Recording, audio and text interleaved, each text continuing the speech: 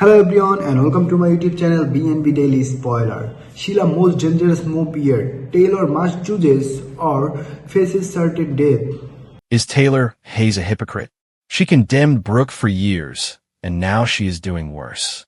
Taylor Hayes expressed her love for Deacon Sharp and kissed him, and Sheila Carter believes Taylor is salvaging her marriage. After years of condemning Brooke Logan, is Taylor the true hypocrite? Taylor Hayes betrays Sheila Carter after years of judging Brooke Logan. Taylor Hayes declared her love and kissed Deacon Sharp, and Sheila Carter believes Taylor is salvaging her marriage. After decades of denouncing Brooke Logan for seeking married men, Taylor is suddenly doing the same thing Brooke was doing. Sheila saved Taylor's daughter and grandchild, and this is how he repays her. Taylor Hayes crossed the line. Taylor Hayes, Rebecca Budig, has spent decades presenting herself as the moral alternative to Brooke Logan, Catherine Kelly Lang. She passed judgment on every affair. She opposed any border violations. She based her entire identity on being superior than the Logan ladies in terms of marriage and relationship respect. And now, she is doing exactly what she has spent years scolding Brooke for. On the January 30th episode of Bold and the Beautiful, Taylor advised Deacon Sharp to dissolve his marriage to Sheila Carter. Then she confessed her amorous sentiments. Then they confessed their love for one another. Then they kissed. While Sheila was at home, Taylor was viewed as beneficial to her marriage. Thank you, Taylor, for fixing things with her husband. The audacity is astonishing. Have any opinions on Taylor's betrayal? Write to the editor at amber@soapramagazine.com and express your thoughts on this chaotic scenario. Sheila Carter saved Taylor's family. Here's what makes this treachery especially heinous. Sheila Carter has receipts to suggest she has earned some goodwill from the Hayes Forrester family. In July 2023, Sheila stopped Kelly Spencer from drowning on the beach. Finn got distracted by a phone call and turned away. Kelly was trapped in the current. Sheila noticed what was going on and raced into the waves, completely dressed, to pull her out. She saved Taylor's granddaughter. During the Luna Ozawa crisis in July 2025, Sheila asked Taylor for the location of Steffi Forrester, Jacqueline McInnes Wood, before rushing in to protect her. She put herself between Taylor's daughter and danger. These aren't insignificant issues. Sheila physically guarded 2 generations of Taylor's family, and Taylor repays her by snatching her husband while claiming to support her marriage. The hypocrisy is documented. Taylor Hayes criticized Brooke Logan for seeking married men. Taylor lectured everyone about morality and boundaries. Taylor made snarky remarks about Logan women's incapacity to respect relationships. But Taylor's personal past offers a different narrative. She had previously used Katie Logan's private medical information on postpartum depression to target Brooke. She had a relationship with Rick Forrester after he dated her daughter Phoebe.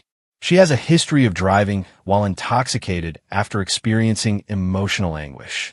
And now she's using her position as Deacon's therapist to get emotionally close to him and separate him from his wife. She breached professional lines.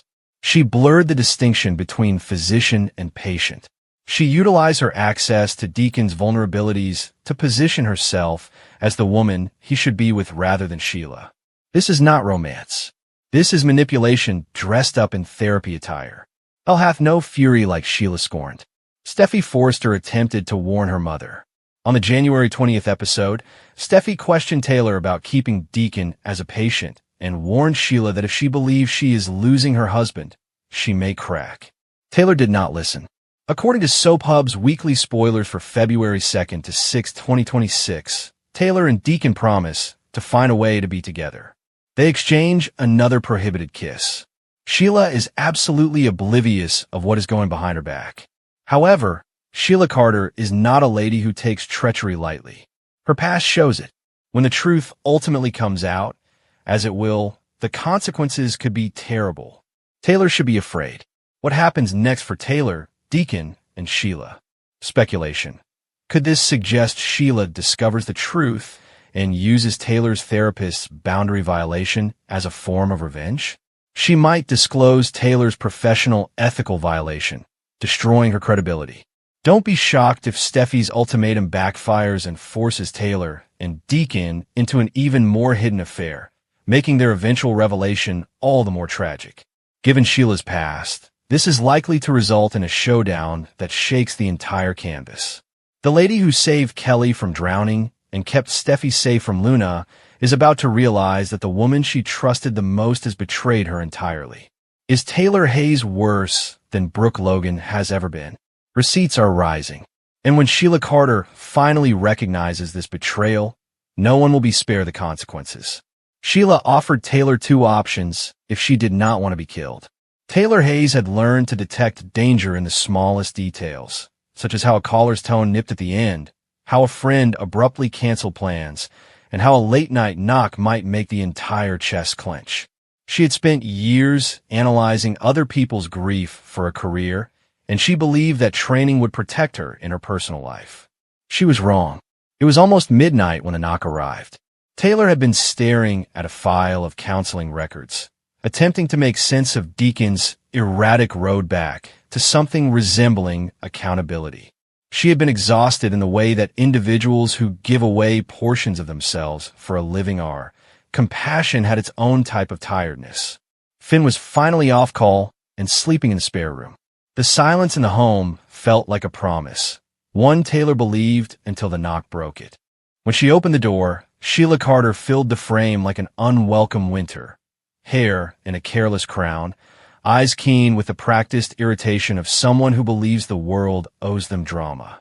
She didn't introduce herself since she didn't need to. Taylor had read enough headlines and court transcripts to understand how Sheila's presence felt like a bruise that could not be examined without discomfort. "Taylor," Sheila murmured, her voice syrupy and threatening. "We need to talk." Taylor closed the door carefully, the latch clicking like an anchor. "It's a little late," she explained, trying to remain cool. Her mental library of methods, redirect, de-escalate, set boundaries, served as a trusty crutch. Tonight, it felt like a twig. Sheila entered the lamplight and, as if the hours belonged to her, removed her coat and hung it on the rack. "I'll make this quick," she said. "You have choices to make." Taylor flinched. Sheila's remarks always had two meanings, the surface and the underlying undertow. "Choices?" she echoed. "Yes." Sheila's smile was not nice. "Two. You don't want me to make the other kind of choice." She paused to allow the words sink in. "Choose one. Leave Deacon. You collect your belongings and leave him. You inform him the relationship is finished and never return to his orbit. If you do that, I will leave you alone." Taylor wanted to express her indignation. She wanted to enumerate every instance in which Sheila had no right to place conditions on her life. Instead, she folded her hands and attempted to purchase a second. "Why would you?" she started. "She's always dramatic," Sheila interrupted, finishing the sentence for her. "Choice 2. Get out of Los Angeles. Pack your car, go out the door, and do not return. Taylor, hide anywhere she can't find you. Anywhere Deacon cannot approach you, as if you were a switch. Choose that, and I assure you I will not follow."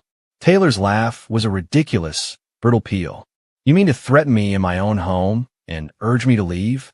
Sheila's response was a tilt of the head, an unconcerned harshness. "I mean, you can make an informed judgment. You can keep living. Or I can spend a long time showing you what it's like to be deleted." The danger landed like a tangible object. Taylor's training taught her not to dramatize, but when someone with Sheila's past breathes a promise of erasing, the modest, private anxiety of mothers, friends, and colleagues turns into a tidal force. She thought of her daughter, Steffi, and the young ones that dashed through the Forster rooms like unexpected sons. She recalled Deacon's imperfect, human pledge to be better. The ultimatums were simple in structure, but disastrous in consequence. "You can't make me choose under threat," Taylor added, and the protest was the first step on a slippery slope. Sheila's smile became sharper. "I already have. That is why I am here."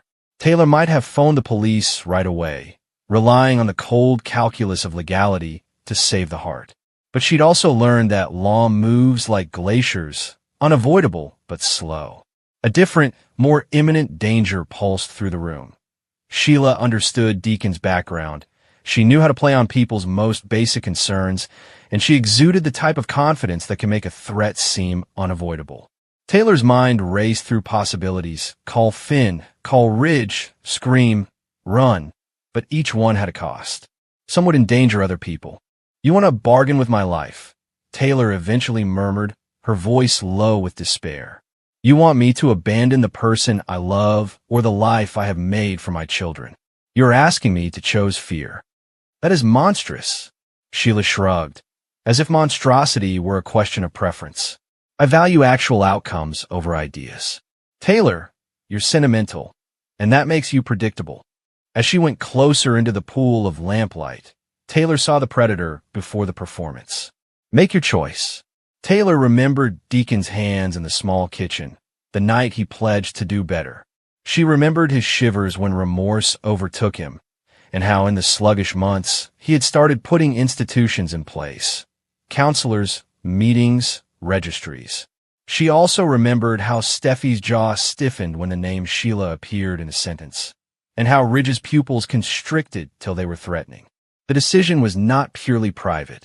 It would cause ripples similar to a stone dropped into a family pond. "I will not be threatened into exile," Taylor responded, his heart racing. "I'll not make my child a refugee from the people who love her." Sheila's face was an inscrutable mask. "You can be noble and die slowly," she continued, her words tasting like a cliff. "Or you can be practical and live."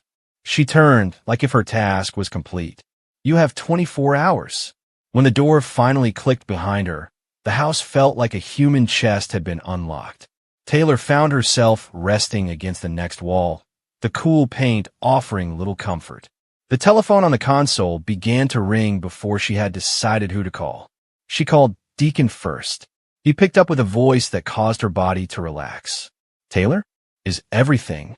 She informed him about Sheila's visit, the ultimatum, and the threat. He was silent for long enough that she felt the floor drop and then fill with something resembling determination. "Sheila," he finally replied. "She is ill. I should have kept her at bay."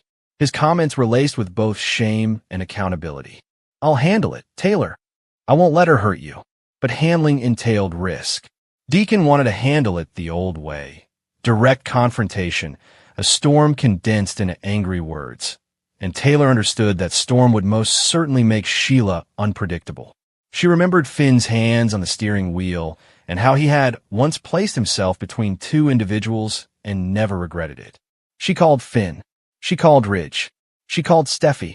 Each call landed in the same small place. Shared terror, frenzied preparation, and unwavering determination. They gathered at Taylor's in the early hours of the morning. Ridge's face was a map of self-reproach. He had more than one son and daughter to defend, but he also carried the burden of family control like armor that had previously fit too tightly. Steffi's eyes flashed with the modest physicality of a woman willing to move any furniture to block an attacker. Finn's jaw set. Medicine had trained him to bear fright like a patient while acting with the coolness of a surgeon. "We put a buffer in place," Ridge explained, citing need. "We'll file a restraining order if she turns up.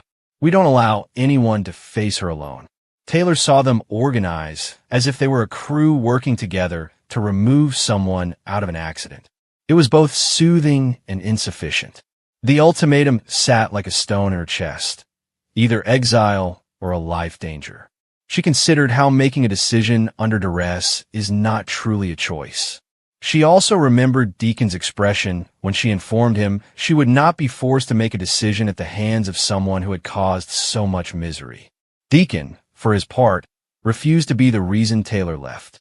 He planned to meet Sheila at a public spot the following morning, with Finn by his side and a police officer in the wings. He sought to strip Sheila's monologue of authority and place it into a context where the law could act. The encounter was fraught with tension. Sheila arrived like an accusation in motion, flawlessly coiffed in a way that caused the policemen's faces to tense. She issued the ultimatum again, with the same two options and the same threat of erasure if Taylor did not comply. Deacon's voice sounded steady, as if he was determined to be courageous. "You will not threaten her," he stated. "You will leave her be." Sheila laughed. making a sound like broken glass. "What if I don't?" she inquired. "What then?" Deacon lacked an answer that would turn a woman's wrath into obedience. Instead, he made a public, heartfelt plea. Finn stood behind him, and for the first time in many scenes, someone else held the narrative together with the precision of a professional. The officer stepped in, issued warnings, and advised filing a formal report. Sheila, who relied on theatrics and the element of surprise, saw her power diminish slightly. It didn't disappear. Sheila left, shoulders squared, a vow to return woven through the air. The police collected the complaint, took statements, and the law provided Taylor with a temporary shield. But ultimatums have a way of looping back on themselves. Sheila's threats were about control as much as terror. Even with the legal net cast, Taylor knew the decision had not been made. The issue had shifted from one of immediate concern to one of long-term consequences. Taylor sat up that night, after everyone had returned to their homes, weighed down by the events of the day. She made her decisions in a journal, since writing them down felt safer. Exile, safety, but isolation, the gradual deterioration of familial ties and identity. Resistance, remaining with Deacon, erecting barriers, requesting daily verification, and living in the shadow of a return. Both options were pricey. Both methods included the risk that a minor error could become a permanent wound. Sheila's ultimatum did not just present a binary option. It forced Taylor, and all of them, to confront the nature of courage and the cost of love. The law could purchase time. Family may form barriers. Therapy could necessitate a change. But Sheila's two options were a terrible, honest mirror. Sometimes loving someone requires you to sacrifice everything, and sometimes protecting those you love necessitates you let go.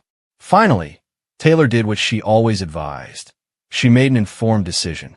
She refused to be scared into exile, but she was also unwilling to be imprudent.